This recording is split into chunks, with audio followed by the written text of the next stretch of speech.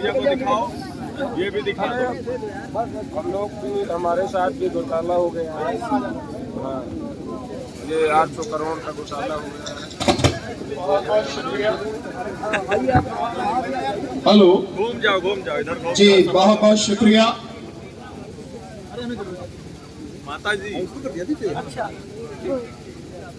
तथागत बुद्ध और बाबा साहब और इस देश में जन्मे सभी संतों, महापुरुषों पीछे घूम जाओ, पीछे घूम और जाओ। स्वतंत्रता सेनानियों, शहीदों के चरणों में नमन करते हुए आज इस मंच पर उपस्थित आदरणीय डीसी कपिल साहब, बड़े भाई महमूद पराचा जी, हमारे साथी पूर्व मंत्री राजपाल गौतम जी, हमारे साथी जो इस प्रोग्राम को कर रहे हैं श्री दिनेश चंद्रा साहब और शेखर साहब, और मंच पर हमारे साथ बैठे हुए पसमानदा मुस्लिम महासभा के आदरणीय मकसूद साहब और हमारे साथी अमरेंद्र जी, जो अपने साथियों को लेकर लगातार 599 दिनों से यहाँ लड़ रहे हैं। 69,000 भर्तियों में जो घोटाला हुआ है, वो और उनकी टीम, हमारे साथ बैठे हुए आदरणीय डीएन सिंह साहब, जो ओल्ड पेंशन के मसले को लेकर लगातार संघर्ष कर रहे हैं। और अभी हम लोग डॉक्टर अंबेडकर पार्क में आज जो उनका रन फॉर ओपीएस था, वहीं से हम लोग आ रहे हैं। तो वहां से आए हुए सभी साथियों का, और यहाँ मेरे सामने जो खड़े हुए हैं लखनऊ और इसके आसपास से जिन भी जगह से सभी साथी आए हैं, छाता उधर लगा, उन सभी का बहुत बहुत हार्दिक अभिनंदन, सबका बहुत बहुत धन्यवाद। साथियों, इधर ले आओ छाता, इधर ले आओ भाई। ये जो ईवीएम की लड़ाई है, ये लड़ाई हकीकत में इस देश की आजादी की लड़ाई है। छाता इधर ले आओ। ये साधारण लड़ाई नहीं है साथियों। कोई समझता हो कि केवल एक मशीन को हटाने की लड़ाई है, नहीं। ये मशीन को हटाने की लड़ाई के साथ साथ इस देश को आजाद कराने की लड़ाई है साथियों। क्योंकि इस मशीन के माध्यम से इस देश के लोगों की आजादी को वर्तमान मोदी सरकार ने हड़प लिया है। इसलिए वर्तमान मोदी सरकार के हाथों से इस देश को आजाद कराना है। ये लड़ाई उसकी है। ये लड़ाई है कि इस देश के जो 100 करोड़ लगभग मतदाता हैं और इस देश के 140 करोड़ जो नागरिक हैं, उनके अधिकारों की रक्षा हो सके।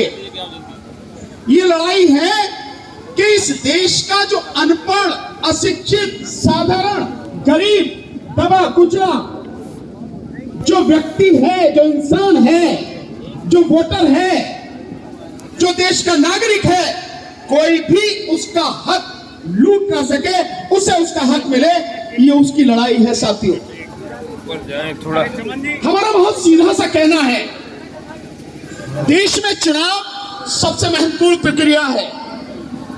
देश के संविधान के अनुसार देश के लोकतंत्र को बचाने के लिए संविधान के हिसाब से चुनाव हो और देश में free, fair and transparent election हो। ये जिम्मेदारी देश के संविधान ने देश के चुनाव आयोग को दी है, लेकिन चुनाव आयोग अपनी जिम्मेदारी न निभा के एक व्यक्ति विशेष और सरकार की गुलामी करने में लग गया है। उसे गुलामी करनी है तो करे, लेकिन देश उसकी गुलामी से तबाह हो जाए, ये हम किसी हालत में बर्दाश्त नहीं करेंगे। इसलिए चुनाव आयोग को भी और इस देश की सरकार को भी हम चेतावनी देते हैं कि इस बार हम किसी कीमत पर भी ईवीएम से चुनाव नहीं होने देंगे। साथियों, आज भी देश में दो तरह से चुनाव हो रहे हैं और आप बताएंगे, मेरी बात छोड़िए, आप खुद इस बात को कहेंगे। दो तरह से चुनाव हो रहे हैं। एक बैलेट पेपर से, जिसे आप पोस्टल बैलेट पेपर कहते हैं। कहते नहीं कहते पोस्टल बैलेट? क्या है पोस्टल बैलेट? वो बैलेट पेपर से चुनाव है और एक तरफ हो रहे हैं ईवीएम से चुनाव। तो एक ही देश में दो पद्धति से चुनाव क्यों हो रहे हैं? अगर संविधान में ये प्रावधान किया गया, ये सरकार ने संशोधन किया गया, तो या तो चुनाव बैलेट पेपर से होते या चुनाव ईवीएम से होते। इसका मतलब ये है कि ये संवैधानिक प्रावधान नहीं है, ये कानूनी प्रावधान नहीं है, ये बेईमानी है सरकार की और ये बेईमानी है सरकार की गुलामी करने वाले इलेक्शन कमीशन की। इसलिए ये जो भेदभाव हो रहा है, अब ये बर्दाश्त किसी कीमत पर किया नहीं जाएगा।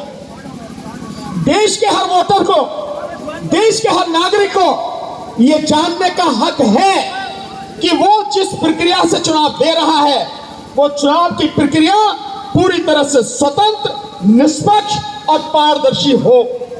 ये उसका हक है। लेकिन आपकी आंखों के सामने आप सब लोग देख रहे हैं ईवीएम के माध्यम से किस तरह से हमारी वोटों को लूटा जा रहा है। दो उदाहरण से आप समझेंगे। पहले मैं उत्तर प्रदेश का बताता हूं।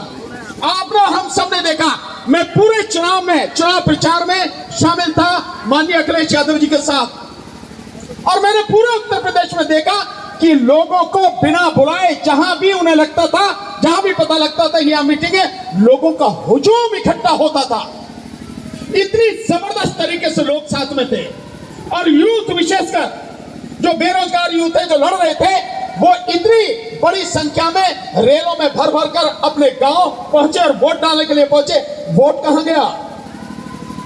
कहां गया वोट? और जिस दिन काउंटिंग हो रही थी उस दिन आपने देखा होगा कि 403 विधानसभा सीटों में से 304 विधानसभा सीटों पर पोस्टल बैलेट की गिनती के समय समाजवादी पार्टी 304 सीटों पर आगे थी। और जब ईवीएम से रिजल्ट आया तो पता लगी कि बिल्कुल उलट हो गया। समाजवादी पार्टी 121 सीटों पर सिमट गई और बीजेपी, जिसका अता पता भी नहीं था, जो केवल उन 90 सीटों पर थी, वो सरकार बना लेती है 250 से ज्यादा सीटें लेकर। तो क्या ईवीएम की बेईमानी नहीं थी? बताइए, आप सब लोग चुपके से हैं। क्या ईवीएम की बेईमानी नहीं थी? थी ईवीएम की बेईमानी। हाथ उठाकर बताइए, ईवीएम की बेईमानी थी?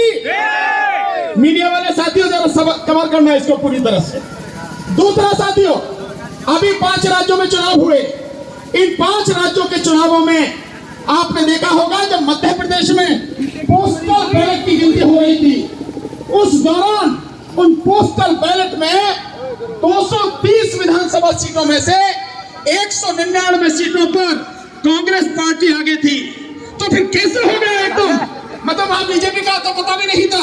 230 में से 199, यानी 4/5 से भी ज्यादा सीटों से आगे थी। औसत इतना था। और उसके बाद में आपने देखा कि जिस समय फाइनल रिजल्ट आता है ईवीएम के बाद, समाजवादी को कांग्रेस पार्टी मात्र 63 पर और बीजेपी 66 सीटें लेके इससे ज्यादा किसी सबूत की जरूरत है नहीं। लेकिन मैं इससे आगे बताता हूँ। अच्छा, ये बताओ इससे आगे क्या होगा वो करवा दी जाए और कैसे इस तरह की गारंटी दी जा रही है 300 पार 400 पार? क्योंकि आज की तारीख में जो मशीनें हैं, इलेक्शन कमीशन में बिल्कुल नहीं बना रहा। हर गांव में ये ईवीएम और वीवीपैट की जो मशीनें हैं, इनको बीजेपी बना रही है। हमारे साथ ये एडवोकेट, उन्होंने, मंत्री जी ने बताया, रंजन पाल गौतम जी ने, कि किस तरह से BEL, भारत इलेक्ट्रॉनिक्स लिमिटेड में 7 में से 4 डायरेक्टर बीजेपी के हैं। और कौन कौन है उनका नाम भी आपको बताता हूं। जो 4 डायरेक्टर हैं, वो 4 डायरेक्टर हैं। एक है PA Parthasarathy, doctor PA Parthasarathy. ये ओबीसी का, जो बीजेपी का ओबीसी मोर्चा है, उस ओबीसी मोर्चे के नेशनल सेक्रेटरी है, राष्ट्रीय सचिव। दूसरे उसमें साथ में है, वो है मनसुख भाई कचारिया, जो गुजरात से हैं और गुजरात के राजकोट से, राजकोट के बीजेपी के डिस्ट्रिक्ट प्रेसिडेंट हैं, वो इसके डायरेक्टर हैं। और तीसरे हैं शिवनाथ यादव, जो बनारस से हैं और बीजेपी के उत्तर प्रदेश के वाइस प्रेसिडेंट हैं। और चौथे हैं श्रीमती श्यामा सिंह, जो बिहार की बीजेपी की प्रदेश की वाइस प्रेसिडेंट रही है। ये चारों के चारों